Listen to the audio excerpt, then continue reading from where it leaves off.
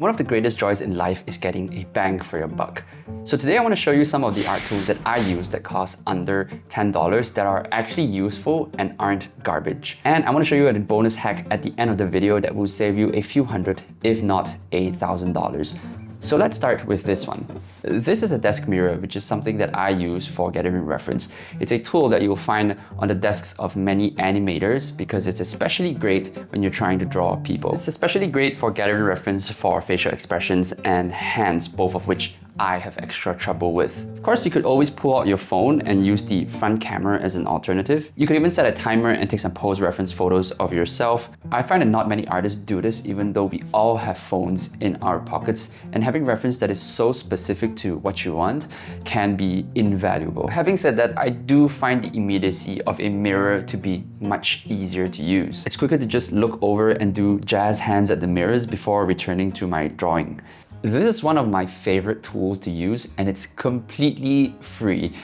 It's called a thumbnail card. I haven't really seen any other artists do this or make something like this, so I'm not really sure what to call it. I cut these frames out of expired credit cards and I use them as templates for drawing thumbnails, but they have so many other uses. I've made a few of these with different aspect ratios that I often draw in. This one is widescreen, this is 16:9, and this one is the exact size of a magic card illustration. Having this makes the thumbnailing process so much faster since I don't have to draw out each frame manually, and I know the measurements are precise enough that my compositions will translate well into the final artwork. It works as a straight edge, a 90-degree set square with rounded corners, and you can use the inside for drawing 90-degree sharp angles as well. And because of its form factor, it fits in your wallet, so it's great for sketching on the go. It's a lot more durable than, say, making templates out of cardboard as well. They also double as a viewfinder, which is a compositional tool that artists use for observational art. It helps you frame your drawings and paintings when planning out your composition outdoors. I find the ones you can buy to be quite large, so having one in your wallet is so much easier, and besides, it's not about the size, it's how you use it. So while I show you my thumbnailing process, let me tell you about today's sponsor, Skillshare. Skillshare is the largest learning community for creatives with thousands of on-demand classes led by industry experts across film, design, illustration, and many more. So when it comes to drawing thumbnails, composition is everything. That's why I use Skillshare to explore aspects of composition across multiple disciplines with classes such as graphic design theory, composition and layout, and street photography unlock the secrets of composition, color, and confidence. There's so much else to learn about composition beyond the world of illustration from experts across all walks of life, and Skillshare helps me do that. The first 500 people to use my link in the description will receive a 1-month free trial of Skillshare, so be sure to check it out. Thanks again to Skillshare. This here is a can of spray fixative. One of the reasons I don't like drawing in pencil in my sketchbook is because of how nasty it makes my sketchbook look. The graphite rubs itself into the opposite page and it gets really messy. Plus, the darker parts of the original drawing fade off and makes the drawing look flat. Well, having some spray fixative fixes that. It's what we use to seal in a drawing so we can work on top of it. Artists traditionally spray this over a sketch or underpainting so that they can paint on top of it without smudging the lines underneath.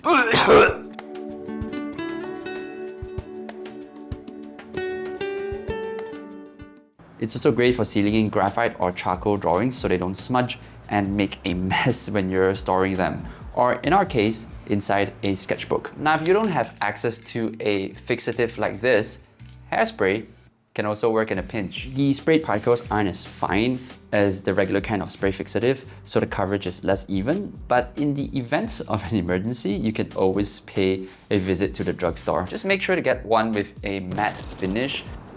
I don't know why I'm doing this, there's no autofocus on this camera. Otherwise, your pages will look all glossy like the Baron Harkonnen from Dune. I'm a big believer in the Pomodoro technique, especially for artists, and I'll tell you why. This is a Pomodoro Timer. Now, if you're not familiar with the Pomodoro technique, it's basically a productivity tool. It's a method of time management where you have work sets and break sets broken down into intervals. So you'd set a timer for, let's say, 25 minutes, and you would work for that long, and when that timer runs out, you set a 5-minute timer for a break, rinse and repeat. I got this timer on Amazon for $10 and it has these intervals preset into it. So to set a 30-minute timer, you would flip this over to the 30-minute side and let it run. Once it's time for your break, flip it over to 5 minutes. It's a very popular productivity hack, but I find that it's great especially for artists, not because it forces you to work, but because it forces you to take breaks. Look, I'm super lazy, but when I feel like drawing, I'm locked in, baby. I'm sitting there for hours on end drawing, no toilet breaks, no lunch breaks. I'm plugged into the matrix and I'm taking both pills. Having that break interval forces me to stop for a second.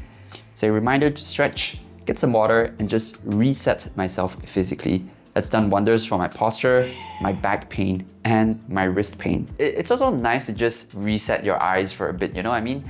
Have you ever just gotten so sucked into a drawing that you're so locked in that you've completely missed a really glaring mistake? You come back the next day and what seemed like a masterpiece yesterday looks like complete garbage today. Stepping away helps you reframe your art and catch mistakes early on. It may seem like a waste of time, but that 5 minutes spent staring out the window may save you so much heartache. I draw with brush pens a lot, and so sometimes I find it really wasteful, not to mention expensive, when I just finish up my ink and I'm just tossing away these old cartridges. So I bought myself a blunt syringe to refill them up with ink that I already have. It's a nice way to save some money on top of opening up the wide range of colors you can now use. This also works with blank water brushes too. I have a whole other video of me trying out fountain pen inks in a water brush, and I'll put it's up there. And if you have a fountain pen with a disposable ink cartridge, you can also fill up used ones with a syringe. As an added bonus, these disposable cartridges tend to hold more ink than cartridge converters. Just keep in mind that they aren't made to last forever. Over time, the seal on them will wear out and they will leak ink, but you can get at least a few uses before having to throw them out. Okay, here's the bonus hack. If you've ever looked at light boxes online, they can cost a few hundred, if not a few $1,000s. They're great for any kind of tracing work like comic inking or animating. You can find cheap light pads online. This is one that I got on Amazon for $8. It's okay, but it's not great. The brightness on the light bleeds out pretty quickly and it's quite difficult to see towards the bottom end of the board. As a free alternative though, you can use a window. I usually take my art onto my window so that I can use that to trace. It's not the most comfortable position, but it's a lot brighter and requires little to no setup.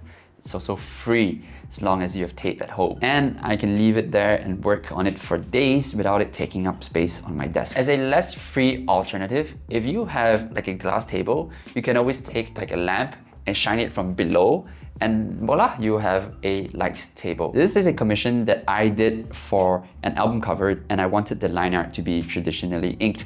So I drew this digitally, printed it out, and then drew over that with a dip pen on my glass lightbox dining table DIY thing. There's lots of DIY lightbox light tables videos that you can find online, but the general principle remains the same. As long as you have a translucent surface on which to draw on and you can shine light underneath, well, you basically have yourself a light box. Okay, that's it for my art tools. Do you have any cheap art tools that were game changers for you? If you did, let me know in the comments down below. Who knows, I might try it out in a future video. Okay, thanks for watching. Bye.